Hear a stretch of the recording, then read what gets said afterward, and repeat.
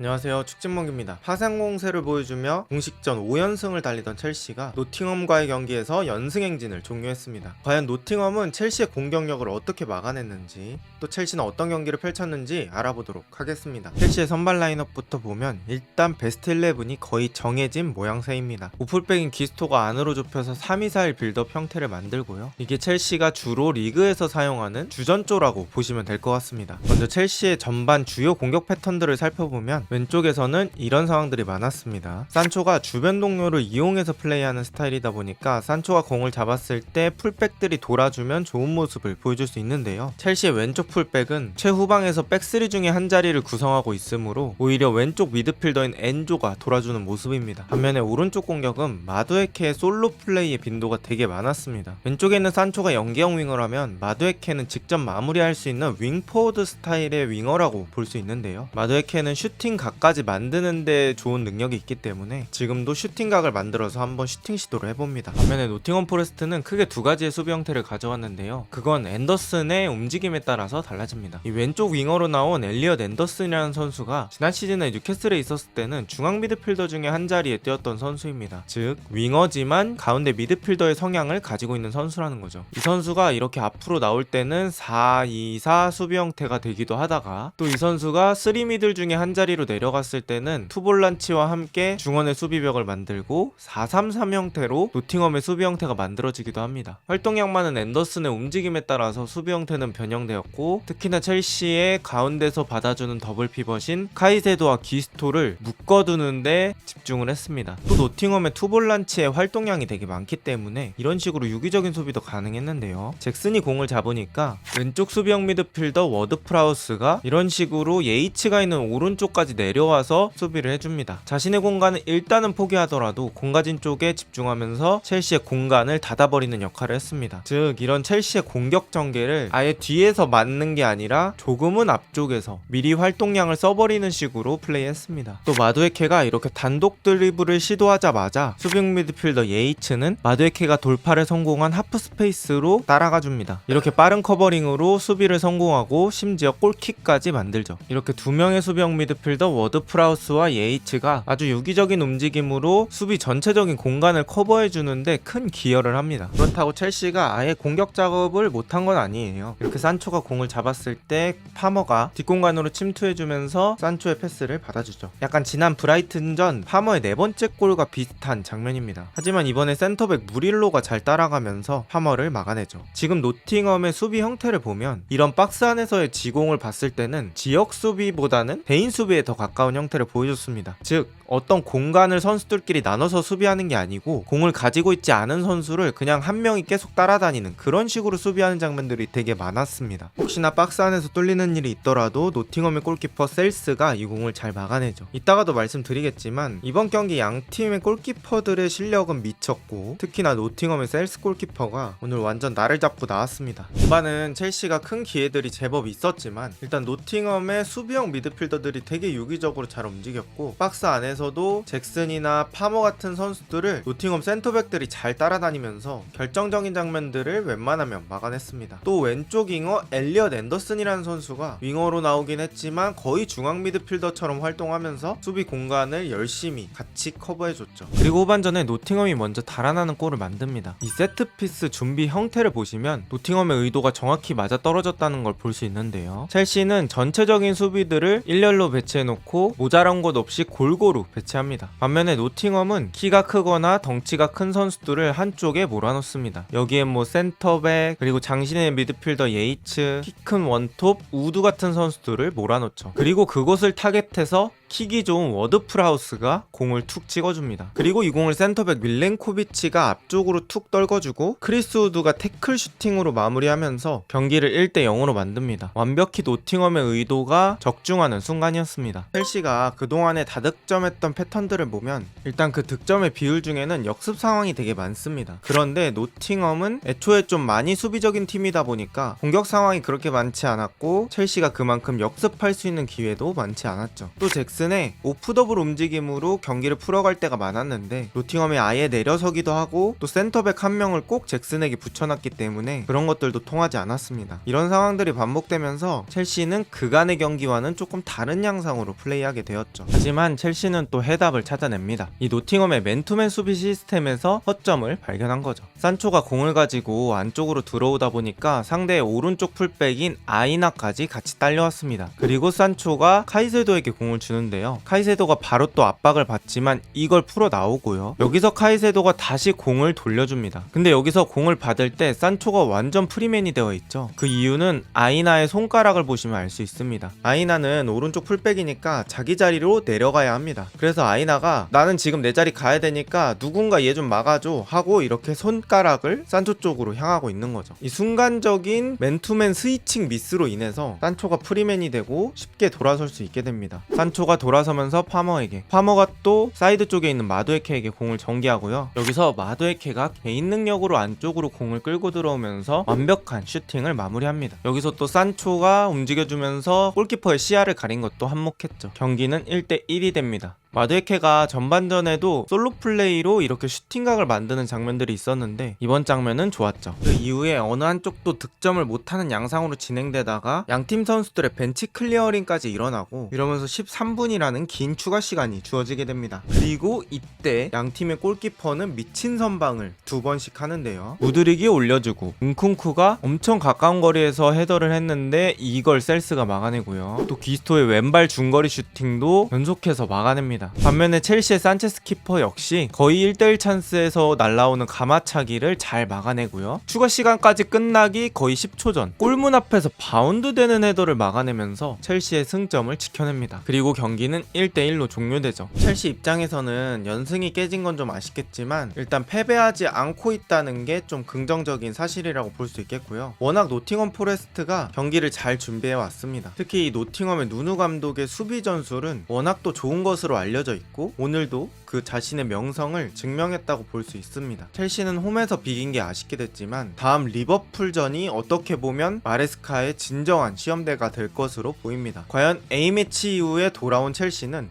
리버풀을 잡아낼 수 있을까요? 오늘 영상은 여기까지입니다. 비슷한 영상이 궁금하시다면 구독 부탁드립니다. 좋은 하루 되세요.